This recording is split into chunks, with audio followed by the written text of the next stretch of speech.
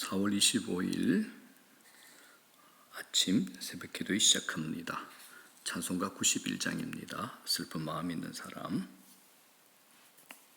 슬픈 마음 있는 사람 예수 이름 믿으면 영원토록 변함없는 기쁜 마음 얻으리. 예수의 이름은 세상의 소망이요 예수의 이름은 천국의 기쁨일세. 거룩하신 주의 이름 너의 방패 삼아라.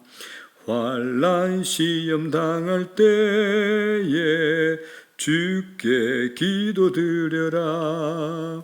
예수의 이름은 세상의 소망이요 예수의 이름은 천국의 기쁨일세. 존귀하신 주의 이름 우리 기쁨 되도다. 주의 품에 안길 때에 기뻐 찬송 부르리. 예수의 이름은 세상의 소망이요 예수의 이름은 천국의 기쁨일세. 우리 갈 길 다 간 후에 보좌 앞에 나아가 왕의 왕께 경배하며 멸류관을 드리리. 예수의 이름은 세상의 소망이요 예수의 이름은 천국의 기쁨일세. 아멘. 하나님 말씀 오늘은 로마서 1장 2절에서부터 7절입니다. 로마서 1장 2절에서부터 7절입니다.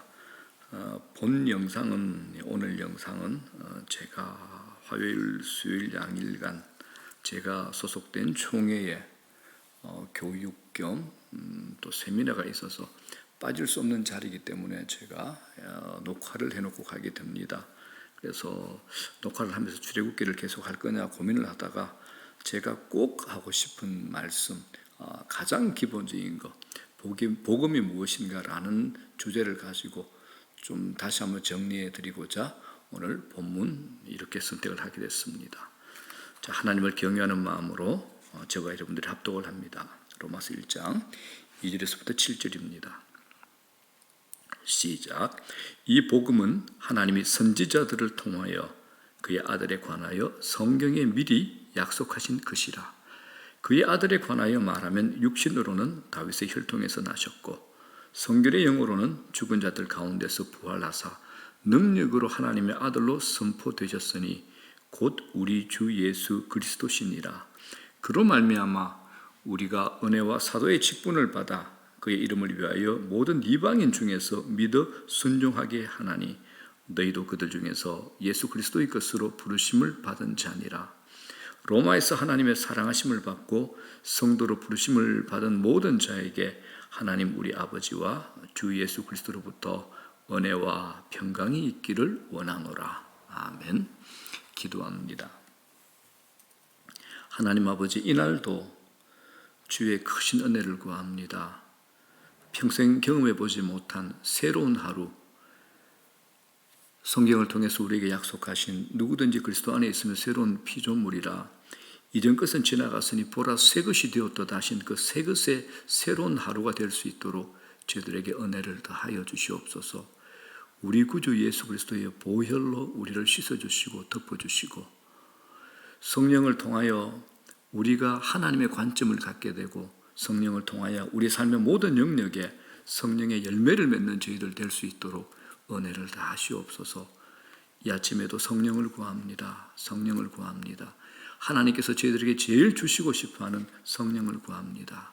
기쁨이 없는 자에게는 희락의 성령을 주시옵소서. 절제하지 못하는 자에게는 절제의 성령을 주시옵소서. 자기 삶에 게으르고 자기 삶의 목적과 방향이 없는 자에게는 충성의 성령의 열매를 허락하여 주시옵소서. 갈라디아서에 허락한 그 성령의 열매가 오늘 우리 삶 속에 온전히 일어날 수 있도록 우리에게 부어주시옵소서. 이날에 우리 구주 예수 그리스도의 복음에 대해서 알고 배우기를 소망합니다. 성령께서 우리 마음에 역사하시어서 이 말씀을 우리 가운데 조명하여 주시고 말씀이 우리에게 신비가 되고 능력이 되고 믿어지는 은혜를 더하시옵소서. 하나님 말씀이 말씀될 수 있는 은혜를 더하시옵소서. 감사합니다. 예수님 이름으로 기도드리옵나이다. 아멘. 누가 우리에게 무엇을 믿느냐라고 이제 물으면 우리는 기독교를 믿는다고 대답합니다. 그런데 엄격히 말하면 예수를 믿는다라고 해야지 정확합니다. 예수 그리스도가 이 땅에 오셔서 종교를 만든 것은 아닙니다. 그래서 내가 종교적인 활동에 참여하고 있는가 아니면 예수를 따르는 신자인가 이걸 분별하셔야 됩니다. 우리가 예배에 참여하는 것 종교적인 활동입니다. 그런데 이게 진짜 거듭난 신자인가 이것과는 구분이 되어야 되죠. 내가 종교적인 활동에 열심이라고 해서 구원받은 신자라고 할 수는 없습니다. 종교 자체에는 생명이 없습니다. 우리가 이런 것들을 잘 구분하셔야 됩니다. 자, 오늘 본문은 사도 바울이 로마에 있는 성도들이 이미 이들이 복음을 들었지만 좀 더 정확하게 복음의 진리를 견고하게 하려는 의도에서 바울이 로마에 보낸 편지입니다. 당시죠. 1세기에는 거짓된 가르침, 거짓된 교사들이 성행을 하고 기독교가 체계화가 되기 전이기 때문에 어린아이 그리스도인들, 간믿은 그리스도인들, 믿음이 약한 그리스도인들은 복음의 진술을 다시 드려야 될 필요가 있었기 때문에 그렇습니다. 이런 관점에서 우리는 복음을 듣고 또 듣고 계속 들으셔야 됩니다. 왜냐하면 이 복음이 우리 신앙의 핵심이고 기초가 되기 때문입니다. 이 복음 안에 생명이 있죠. 사람을 변화시키고 능력이 있습니다.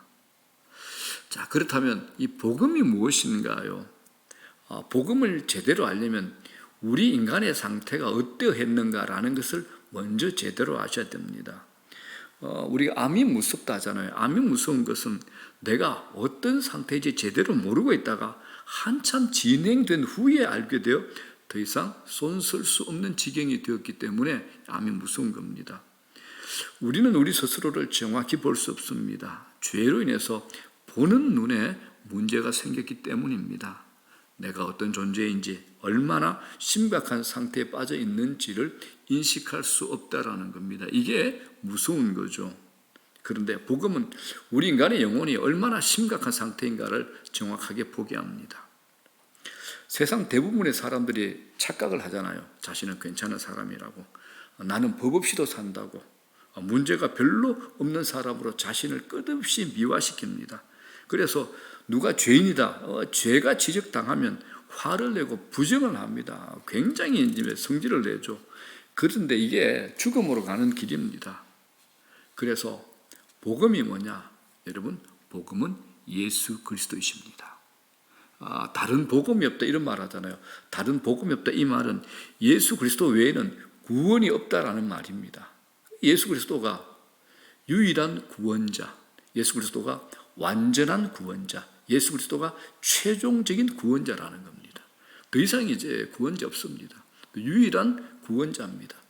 흠이 없는 부족한 구원자 아닙니다. 완전한 구원자라는 겁니다. 이 세 가지는 여러분들이 명심하셔야 됩니다. 예수 그리스도는 구원자이신데 유일한 구원자, 두 번째 완전한 구원자, 세 번째 최종적인 구원자라는 겁니다. 그래서 사도 바울이 이 로마서에서 오직 한 분 예수 그리스도에게만 초점을 맞추고 있습니다. 2절에서 6절까지를 보게 되면 9절마다 아들 예수 그리스도 이 반복이 되고 있습니다. 여러분, 기독교는 종교 아닙니다. 사상이나 철학이 아닙니다. 기독교는 뭡니까? 예수 그리스도입니다. 기독교가 뭐냐 물어보면 예수 그리스도라고 대답하시면 정당입니다. 그리스도를 빼면 아무것도 아닙니다. 우리의 신앙의 대상은 오직 예수 그리스도, 예수 그리스도, 예수 그리스도이십니다. 그리스도의 복음이라는 반석 위에 신앙을 세우지 않으면 어느 순간 우리가 무너질 수 있습니다. 그래서 성경은 오직 그리스도를 통한 구원을 창세기부터 요한계시록까지 계속 강조를 하고 있습니다. 다른 길이 없습니다. 그래서 세상 사람들은 기독교는 독선이다라고 말하기도 합니다. 그런데 중요한 것, 구원의 길이 뭡니까? 인간이 만들어 놓은 기준으로 이루어지는 것 아니죠. 창조주, 심판주이신 하나님께서 제시하신 기준이 중요한 겁니다. 그분이 뭐라 하는 겁니다. 인간 편에서 왜 하나님은 여러 길을 만들어 놓으시지 하나만 제시하시냐고 우리가 따질 수 없습니다. 이 일을 제기할 자격이 없다는 겁니다. 예를 들어서 우리가 바다에 빠져가지고 막 조난을 당해서 허우적거리고 있는데 빨간색 구명보트가 오는 겁니다. 그런데 그 상황에서 나는 빨간색은 안 돼, 흰색 가져와라, 이 때를 선다. 이 기가 찬 거죠. 예수 그리스도 외에 구원을 얻을 만한 다른 이름을 주신 적이 없다라고 성경은 명쾌하게 아주 단순하게 얘기합니다. 자, 사도행전 4장 12절 뭐라 그럽니까? 다른 이로서는 구원을 얻을 수 없나니, 받을 수 없나니 천하 사람 중에 구원을 받을 만한 다른 이름을 우리에게 주신 일이 없음이라 하였더라. 구원을 받을 만한 유일한 이름이 뭡니까? 예수 그리스도이십니다. 자, 이 말씀을 듣고 내게 어떤 반응이 일어나는가, 이건 굉장히 중요합니다. 구원의 유일한 길은 예수 그리스도 뿐이라는 것이 복음이 됩니다. 그래서 바울은 로마서에서 왜 우리가 그리스도에게 초점을 맞추어야 하는지를 논리적으로 설명하고 있습니다. 로마서에서 바울은 그냥 예수를 믿으라고 말하지 않고 그 증거를 댑니다. 논리적으로 설명을 합니다. 자, 왜 그리스도가 복음이 되는가? 첫 번째입니다. 성경이 증언하기 때문에 그렇습니다. 성경이 말하는 초점이 뭘까요? 그리스도입니다. 그래서 지난주에 오셨던 우리 강영한 장로님이 이 말씀하셨어요. 어느 교회 갔는데 한 2달 정도를 그 교회를 섬겼는데 구약 성경을 계속 강의를 하는데 예수 그리스도를 한 번도 얘기 안 하시더랍니다. 장로님이 굉장히 마음이 상했대요. 구약도 전체가 예수 그리스도를 드러내고 있습니다. 제가 요셉 이야기하면서도 수요일 날 예수 그리스도 얘기하지 않았습니까? 야곱을 하면서도 예수 그리스도 얘기하지 않았습니까? 출애굽기에 보면 예수 그리스도의 예표가 너무 많습니다. 그래서 창세기부터 요한계시록까지 성경이 말하던 초점이 뭐냐?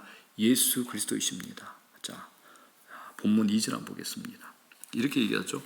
복음은 하나님이 선지자들을 통해, 선지자가 뭡니까? 구약의 예언자잖아요. 그의 아들에 관하여 성경에 미리 약속하신 것이라 얘기합니다. 구약의 선지자들을 통해서 아들에 관해 말씀하셨습니다. 그래서 구약의 선지자들의 한 얘기 중에는 곳곳에 예수 그리스도에 대한 숨어있는 얘기들이 너무 많습니다.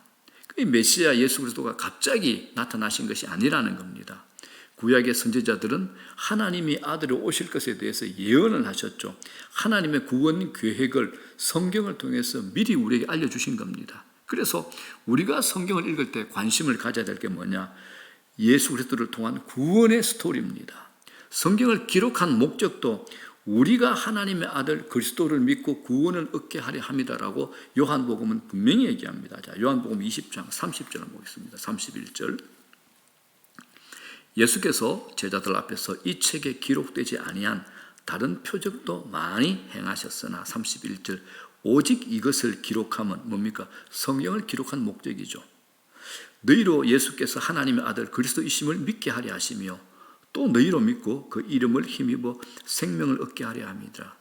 너희로 예수께서 하나님의 아들 그리스도이심을 믿게 하려 합니다. 그리스도가 뭡니까? 메시아, 구세주란 뜻 아닙니까? 그래서 우리가 성경을 읽을 때 예수 그리스도를 만나야 됩니다. 성경을 읽으면서 만약 구원자로 오신 예수 그리스도를 보지 못했다면 성경을 읽었다라고 말할 수가 없습니다. 그건 마치 바닷물에 빠졌다가 나오면서 나는 물을 본 적이 없어. 이거하고 똑같습니다. 태양이 떠올랐는데 빛이 없다. 태양이 없다 이렇게 얘기하는 것은 내 눈이 감겨져 있는 거죠. 구약 성경의 선지자들은 일관되게 그리스도에 대해 예언에 집중합니다. 신약 복음서의 기자들의 초점의 관점도 그리스도이십니다. 성경은 그리스도의 이야기입니다. 그리스도의 이야기를 빼면 성경이 아닙니다. 무슨 특이한 것을 깨우치지 않아도 괜찮습니다. 그리스도를 만나면 그것으로 충분합니다. 성경이 세상의 책과 근본적으로 다른 이유는 그리스도를 통한 생명을 우리에게 제공해 주기 때문에 그렇습니다. 성경은 그리스도를 통한 구원의 이야기입니다. 성경은 그리스도가 유일한 구원이라 우리에게 가르치고 있습니다. 유일한 구원은 그리스도이십니다. 자, 두 번째입니다. 자, 그리스도만이 복음이라는 이유 첫 번째는 성경이 증언하고 있습니다. 두 번째가 뭐죠?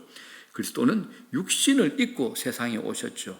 우리의 죄를 위한 대속의 죽음을 당하신 분입니다. 이게 이제 십자가죠. 십자가. 성경 두 번째 십자가입니다. 자, 3절 한번 보겠습니다. 아들에 관하여 말하면 육신으로는 다윗의 혈통에서 나셨고, 이 무슨 말입니까? 예수께서 육신을 입고 우리에게 오셨다, 이 땅에 오셨다라는 거죠. 이건 아주 중요합니다. 하나님의 아들이 사람이 되셨다는 거잖아. 육신을 입고 오셨다는 것은 하나님의 아들, 하나님이 사람이 되셨다는 겁니다. 이게 성육신이라고 그러죠. 성육신. 하나님이 사람의 몸을 입고 오셨다. 성육신. 이 교리는 구원의 사건에 매우 중요합니다. 이게 이성적인 접근으로는 이해할 수 없습니다. 그러나 하나님의 일을 인간의 머리로 완전히 이해하는 건 불가능하죠. 내가 이해할 수 있는 한계에 갇혀 있는 하나님이 아니시라는 겁니다. 예수님은 완전한 하나님이시고 동시에 완전한 사람이 되십니다. 2000년 전에 예수님께서 십자가라는 형틀에 매달려 육체의 고통과 저주의 죽음을 당하셨죠. 그 죽음이라는 게 뭡니까? 몸으로 오지 않으셨으면 죽음을 불가능하잖아요. 고난을 대신 받은 것이 없었다면 우리의 죄는 처리될 수가 없는 겁니다. 온몸으로 친히 십자가에서 죽으심으로 죄 문제에 대해서 완벽하게 처리를 하신 겁니다. 지금 우리 몸에 죄의 흔적들이 곳곳에 드러나잖아요. 나이가 들면 자꾸 몸이 아프고 늙는 과정들이 그런 겁니다. 죽음을 피할 수 있는 사람은 없습니다. 모든 사람들이 죽음의 권세에 시달리고 있죠. 그러나 예수 그리스도의 죽으심으로 신자된 우리의 죽음의 의미는 새로워졌습니다. 죽는다고 안 그러죠. 잔다 그럽니다. 예수 안에서의 죽음은 저주 아니죠. 지옥 아니죠. 이건 복음입니다. 복음입니다. 예수 믿는 사람이 암에 걸리고 죽을 수 있습니다. 그러나 병이 나아도 축복이고 안 나아도 어디 있습니까? 주 안에 있는 겁니다. 주 안에. 예수를 믿는 순간 그리스도의 죽음을 통해 우리 죄에 대한 대가가 완벽하게 완전하게 지불되었기 때문에 우리에게 죽음은 영생의 세계로 연결되는 단순한 절차일 뿐입니다. 아마 0.00001초 그 안에 우리는 모든 것이 전혀 뒤바뀌어 있을 겁니다. 영생의 몸으로 말로 형용할 수 없는 영광의 광채가 가득한 그런 몸으로 바뀌어 있을 겁니다. 자, 세 번째 부활입니다. 죽은 자 가운데서 부활하신 하나님의 아들이시기 때문입니다. 자, 4절 뭐라 그럽니까? 성결의 영으로는 죽은 자들 가운데서 부활하사 능력으로 하나님의 아들로 선포되셨으니 곧 우리 주 예수 그리스도시니라. 왜 예수가 복음인가? 성경이 증언하죠. 두 번째 십자가가 증언하죠. 세 번째 부활이 증언하죠. 이게 이제 기독교 복음의 핵심이죠. 자, 예수가 구원자라는 사실을 입증하신 가장 중요한 사건이 또 부활 사건입니다. 십자가의 죽으심과 부활이 복음의 핵심이 되는 겁니다. 그리스도가 죽으신 사건만으로 끝났다면 복음은 미완성이 되었을 겁니다. 그러나 죽으시고 사흘 만에 다시 살아나심으로 그리스도가 구원자이심을 확정시켜 주셨고 그리스도가 구원자이심을 만방 온 천하에 선포를 하신 겁니다. 그래서 예수 그리스도의 부활 사건은 인류 역사 속에서 가장 의미심장한 사건이 됩니다. 자, 여러분, 이 죽음이라는 것이 얼마나 무서운 일입니까? 한 줌의 흙으로 돌아가서 싸늘한 땅에 묻힌다고 생각하면 기가 막힙니다.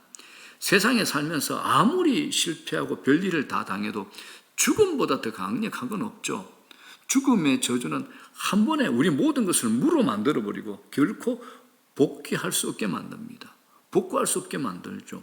죽지 않으려고 애를 쓰죠. 별 수 없습니다. 이건 이길 방법이 없습니다. 그런데 예수 그리스도의 죽으심과 부활로 모든 것이 역전되어 버렸습니다. 예수의 부활이 뭡니까? 죽음의 저주가 끝났다. 죽음을 이겼다라는 겁니다. 그래서 우리도 죽음을 이긴 겁니다. 이런 소망이 내게서 나온 거 아니잖아요. 아들을 죽음 가운데서 다시 살려내신 하나님 안에서 우리가 소망이 있는 겁니다. 그러니까 이 소망은 강력한 힘이 있는 거죠. 그죠? 죽음도 우리를 깨뜨릴 수 없는 강력한 파워가 있는 겁니다. 자, 사랑하는 여러분, 말씀 정리합니다. 신앙이 무엇입니까? 십자가의 부활로 우리의 구원자 되시는 예수 그리스도의 인격과 내 인격이 만나는 겁니다. 그것이 우리 인생을 바꾸는 거죠. 예수 그리스도 안에 우리 인생의 모든 해답이 있습니다. 생명이 그리스도 안에 있습니다. 죽고 사는 문제를 초월하는 능력이 예수 그리스도의 복음 안에 있다라는 겁니다. 인생의 근원적인 질문, 해답, 그리스도 안에 있습니다. 죄로 인한 저주를 깔끔히 씻어내는 능력이 그리스도 안에 있습니다. 우리가 이 땅을 살아가면서 이 복음을 만나 자유를 얻는 것보다 더 큰 축복은 없습니다. 그러므로 여러분, 교회 와서 수고하고 봉사하고 섬기는 거 참 좋습니다. 귀합니다. 그런데 제일 중요한 건 먼저 복음을 경험하셔야 됩니다. 그래서 구원의 풍성함 속에 빠지면 그 복음의 능력이 나를 어디론지 끌고 갈 겁니다. 복음을 먼저 만나시기를 주의 이름으로 축복합니다. 이 아침에 신앙의 고리가 바로 꿰어지는 은혜가 있기를 간절히 바라고, 설명할 수 없는 이 복음의 능력에 우리가 다 감염이 되어 십자가와 부활이 내 심장에 부딪히는 은혜가 있기를 주의 이름으로 축원합니다. 자, 주기도문으로 마치겠습니다. 하늘에 계신 우리 아버지, 이름이 거룩히 여김을 받으시오며 나라의 마옵시며 뜻이 하늘에서 이루어진 것 같이 땅에서도 이루어지이다. 오늘날 우리에게 일용할 양식을 주시옵고, 우리가 우리에게 죄 진 자를 사하여 준 것 같이 우리 죄를 사하여 주시옵고, 우리를 시험에 들지 말게 하옵시며 다만 악에서 구하시옵소서. 대개 나라와 권세와 영광이 아버지께 영원히 싸움나이다. 아멘. 이 아침에도 복된 은혜에 성령 충만한, 성령의 인도함을 받는 기도의 자리, 기도의 시간 되십시오.